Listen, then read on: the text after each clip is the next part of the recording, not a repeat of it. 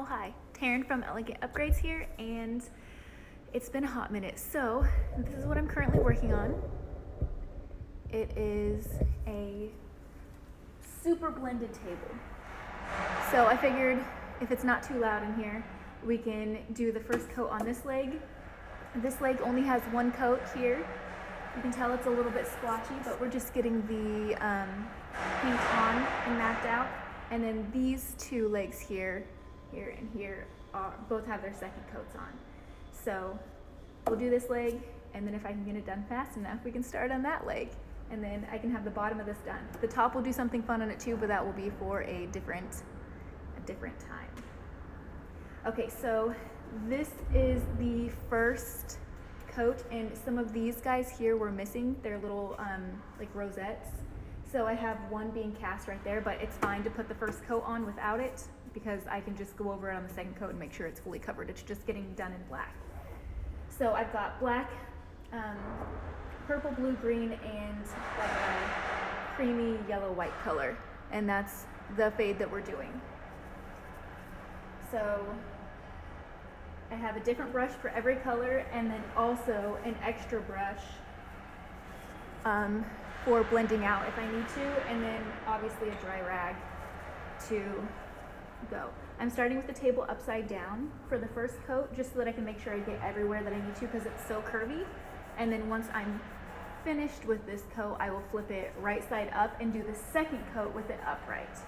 And that just kind of makes sure that I'm not missing any spots that you can't see when it's one direction versus another.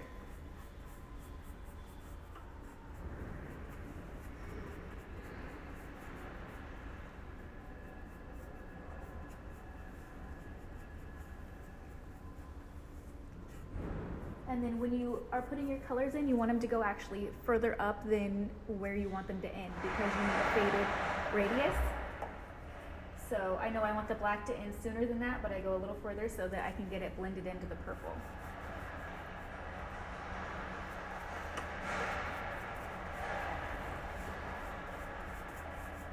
And this is quite an interesting piece because you have 4 sides to blend at once, but I think it looks really cool when it's finished. So you just kind of have to pay attention to all the sides as you go and go pretty quickly.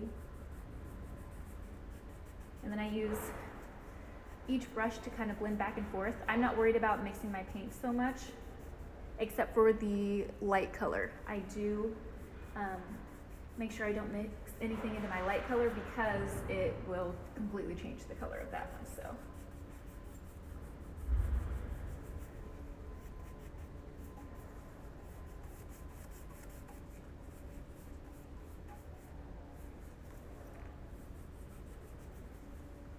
Okay, come back with the black and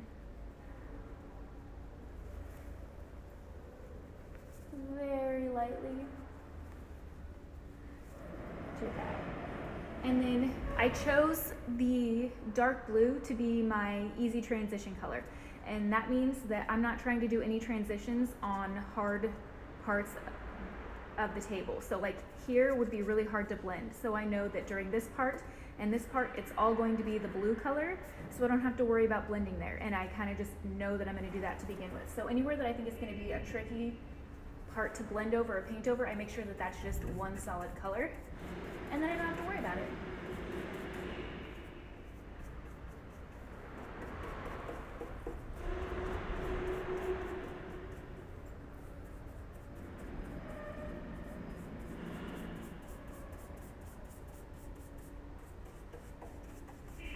And again, this is the first coat on this one, so we're not totally worried about making sure it's perfect.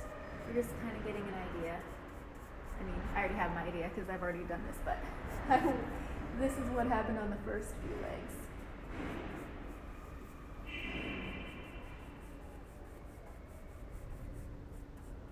Sorry if I'm blocking your view. There's 4 sides here that I gotta get to.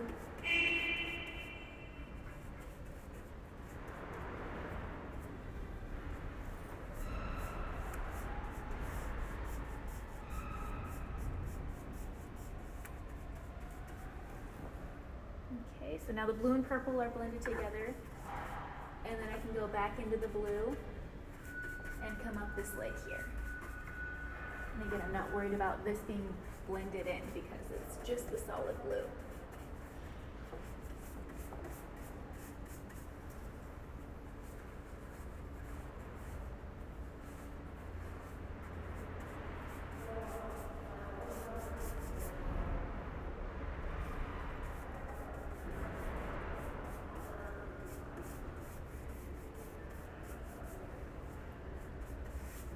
And then once I'm finished, I'll put in all of the colors that I use, the actual names of them. They're all Chalk Mountain. As you know, they're my brand that I use.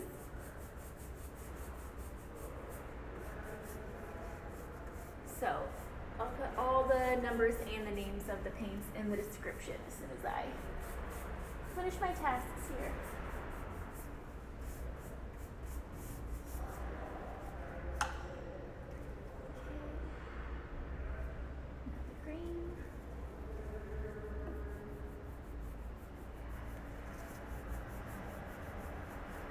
So the green's a little bit lighter, so I'm making sure that as I'm putting it on, I'm not touching the blue yet. I will touch it in a second though. But that way I'm not deepening up this part of the green yet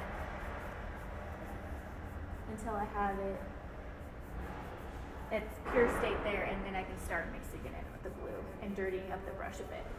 And that's why I have the cloth here too, because I can go back and rub the brush off on the cloth a little if I need to. And just super light strokes is all I'm doing here. Blackboard.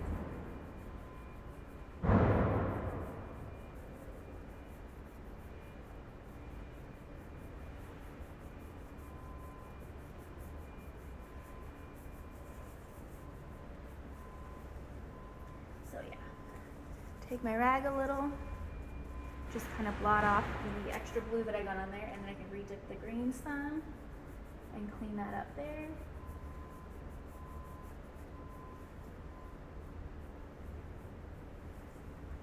And then I can come back in with the blue brush. I'm not re-dipping the blue brush, I'm just going back in and very lightly again brushing it between those colors.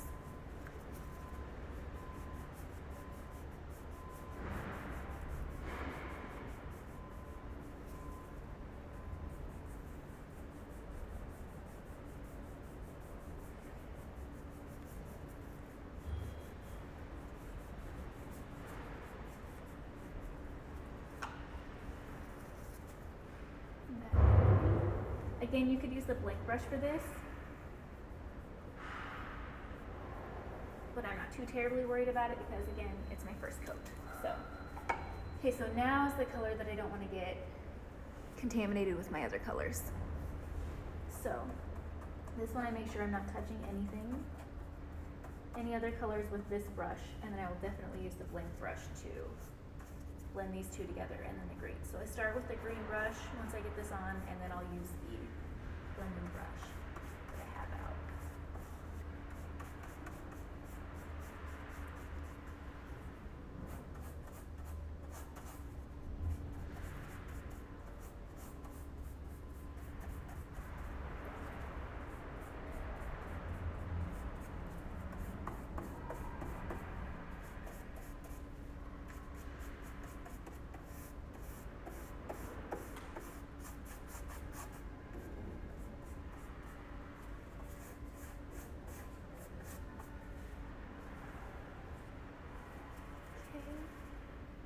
And then again, I'm going to make this green now meet the white. And this will change the color of the cream color significantly if you go too far up. So this is the one you have to be careful with because there's not a huge, the rest of these colors kind of blend really easily, but since this one's so light, it's a little more troublesome to blend, but just take your time, it'll happen. Or you could do a color in between there, but no, I didn't.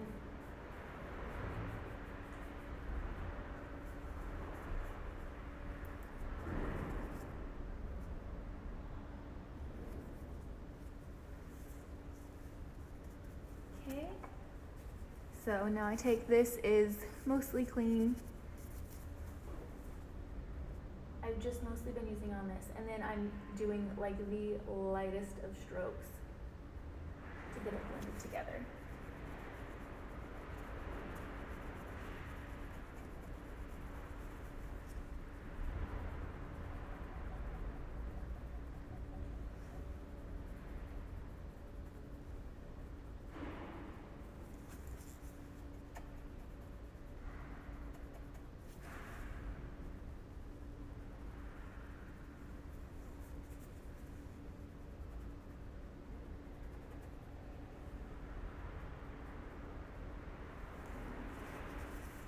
All right, so there we have one leg blended on the first coat. So it's not perfect, but it's close to it. Let me kind of turn this a little so that you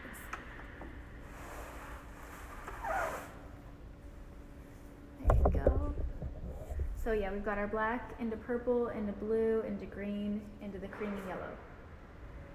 Okay, so I'm gonna finish up this over here, and then I'll be back tomorrow and we can try and figure out what we're gonna do to the top of this thing.